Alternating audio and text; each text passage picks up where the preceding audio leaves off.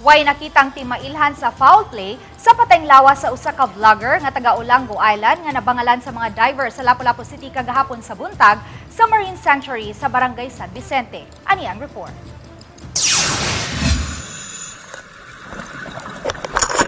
Sa underwater video nga kuha ni Ruel Jonax Villamor Jr., makitang kumpleto pa sa iyang mga gear, sama sa snorkel, mask ug fins ang 37 anyos nga vlogger. Dihang nabangalan sa mga divers sa Lapu-Lapu City ang iyang patayng lawas habig sa Marine Sanctuary sa Barangay San Vicente, Olango Island alas 11 gahapon sa buntag.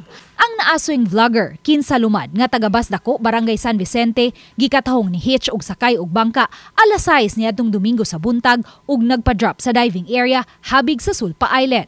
Pagka alas 11 sa buntag, nabantayan na lang nga milutaw na ang dalang pana nga may igo nga isda. Apan wa makita ang naasoing vlogger, hinungdan nga nagduda na ang mga kabanay nga nadisgrasya kini. Giswayan sa mga kabanay niini pag-dive ang dapit apan wa nila makita ang naasoing vlogger. Hinungdan nga mihimo na og search and rescue operation ang mga sakop sa Coast Guard, BFP MRU, PNP Maritime, Senro, Lapu-Lapu City Rescue ug mga volunteer divers. Base sa investigasyon sa Lapu-Lapu City Police, taod-taod na nga tig-dive ang naasoing vlogger ug gani lakip sa iyahang content ang pagpamana og mga isda. Panagsara ng divers nga wala kay soap na da, wala kay kanang mga tangke. Pwede ba ka atog dugay o wala kay tangke, bilar ka minutes, ug dong na siya. Di, kapoy gud ang trabaho kay saka na, o na sa saka. Whereas kung nakay tangke, pwede mo ka pila ka minutes o pila ka hours ilam sa dagat. Wala hinuoy na recover nga underwater camera sa dapit diin nabangalan ang patayng lawas sa vlogger.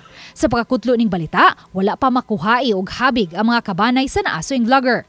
Apan matod sa Lapu-Lapu City Police, wala man mipadayag og intensyon ang mga kabanay niini nga ipa-autopsy ang patayng lawas niini. Initially sa post-mortem examination sa Soko, wala may open wounds o istabon or sa mga gali.